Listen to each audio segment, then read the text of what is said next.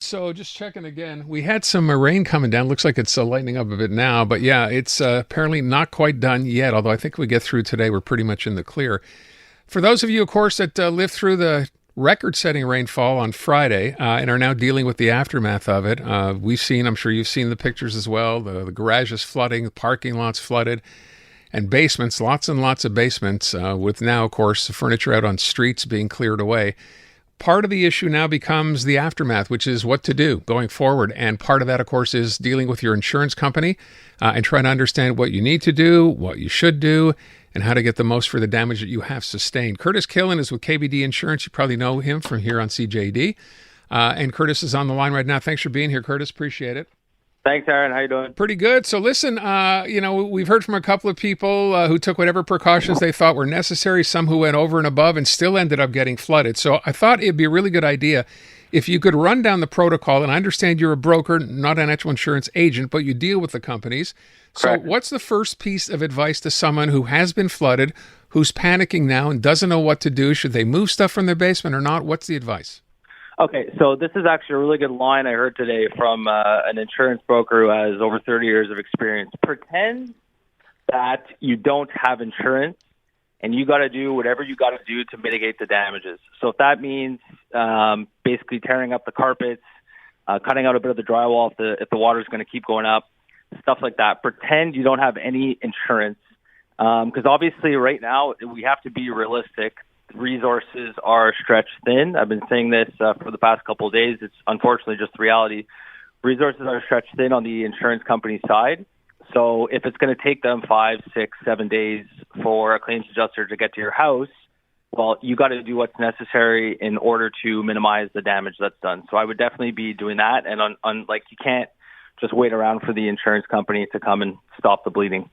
All right. So listen, part of this becomes a health issue as well. When you have water and you have standing water in a place like a basement and it's over your baseboards, obviously mold becomes an issue as well. But I'm sure some people must think to themselves, well, wait a sec, if I clean everything up here and the insurance comes over, they're not going to believe that I had the kind of damage I had.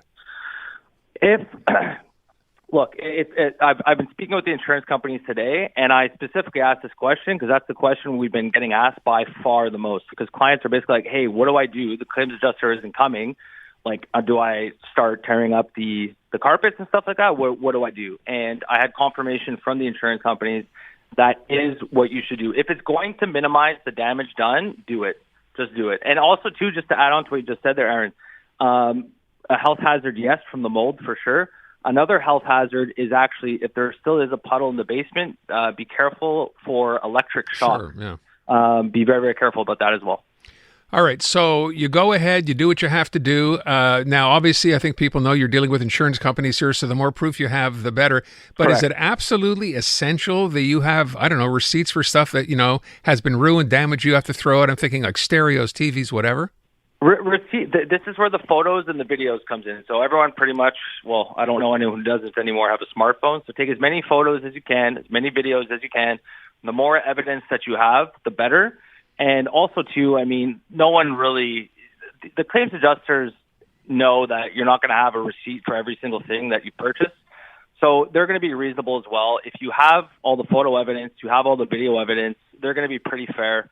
And just, I've been saying this as well. I know it can be a little bit frustrating and people are thinking like, hey, I pay for insurance, I'm going to try and get the most out of it. That's fine, but just don't go overboard in the sense that you're exaggerating the receipts and stuff like that. These claims adjusters, they're professionals, they're trained, and they know, they get a hunch if you're, let's say, for example, the damages done are $25,000 and you're trying to claim for $35,000, get an extra $10K. They're going to, most of the time, they're going to get a feeling like, hey, I think this person's, trying to exaggerate the amount they're trying to get. Yeah. So just be honest with them. And it goes both ways. It's a two-way street. In my experience, whenever the client is being realistic, the claims adjuster reciprocates. So let me ask about, so here's the situation, right? You go ahead, people hearing you saying, clean up, treat this as if you had no insurance, just get your place back to normal. Correct. At the end of all that, you do your part, you put your stuff on the curb to throw away, the city comes and picks it up. Yep. But then because there's going to be a delay, because so many people are all looking to, have someone come over and get this done as quickly as possible.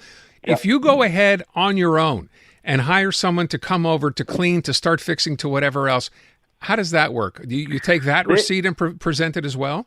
This part here is still the gray area that I do not have answers to yet. So if the insurance company, so let's say, for example, it's going to cost $100 a square foot to fix the basement, or the insurance company says it's $100 a square foot, and you go out and get a contractor, because here's the tricky part. Contractors, as soon as they know the insurance is paying, they're most likely going to charge you more. So this is something to be very, very, very careful about. I don't want to say yes and I don't want to say no. I'll just go back to the original point. Mitigating damage, do everything you can. When it comes to actually to start the repairs, that's where you got to really be careful. I would suggest, if possible, and I know this is not possible in some instances right now because you can't get in touch with the insurance company, if possible, just ask, like, hey, can I just go get my own contractor? What should the price be, et cetera, et cetera. But that part there, when it comes to the repairs, just be very, very, very careful. I don't want people to be going out, getting their own contractor, and then all of a sudden when they try to make the claim and give the receipts back to the insurance company says, hey, this is 50% more than what it would have cost us, so therefore we're only going to indemnify you X. So just, and also too, like the contractors, I just want to repeat, be careful, because contractors, I assure you, it's a supply and demand thing. They will most likely be jacking up their prices because they're busy. And as soon as they know the insurance company is going to pay, I will bet a lot of money they'll probably be charging you more per hour or more per square foot to do the repairs. All right. So a couple of other things real quick. Let's say you go out, you're going to go to Home Depot or somewhere, Canadian Tire, get yourself an industrial fan, a dehumidifier, etc. Yeah, if you can find one. Yeah. All that money that you spend there, that's covered as well? When it comes down to the actual, to stop the mitigation, that's a good question there, Aaron. I don't even know if that would be covered because they're going out and buying something. To my knowledge, I would say no. But then again, I'm not, you kind of stumped me there. I don't have an answer for that question. I was going to say, I guess you could return it once you're done with it, but then again, I'm not for sure. I'm not sure the places will take it back necessarily. Yeah, I mean, you could rent one, but... Just honestly, but for fans and stuff, this is something that I think all Montrealers and all Canadians and everywhere out there, these weather events are happening more frequently. So I think buying something like that, this is going to happen again. So having something like that will definitely come in use, obviously, for the next time this happens. Fair enough. So I would kind of look at it that way, as opposed to kind of just buying it and, hey, can I claim this? My guess would be no, it wouldn't be covered, but it's definitely going to come in use the next time if something like this happens. So the other thing is, given the fact that, as I said off the top, so many people are trying to get answers all at the same time, we've heard from some people saying they call their insurance companies, they can't even get someone to answer the phone. So I guess you have the option, if you can, of going online, and filing a claim that way. Correct. Right? So that's just as good? So basically, actually, that's something else we've been advised. So there's, they have obviously people on the phones 24/7 with the insurance companies that we work with.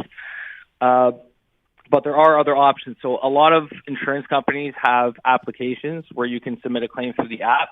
Now, this is something, one of the insurance companies we work with, their app was down, which is ridiculous in my opinion, but whatever. The other way is basically you can just send an email as well. So email through the app of the insurance company, or obviously call. But you're right. A lot of people, they can't even get through to the claims adjuster, so that leaves you with either the app or sending an email to the insurance company. All right. Now, beyond the insurance company, we just talked to one of the council people out in Neil Bazard area that was pretty, hard hit. The government also has, and we just checked here, its own sort of financial assistance program beyond your insurance. Now, you obviously have to, it says, let your municipality know. You can't just go ahead and, I guess, file a claim for the government. It's got to go through the municipality where you live, but there is money available there as well.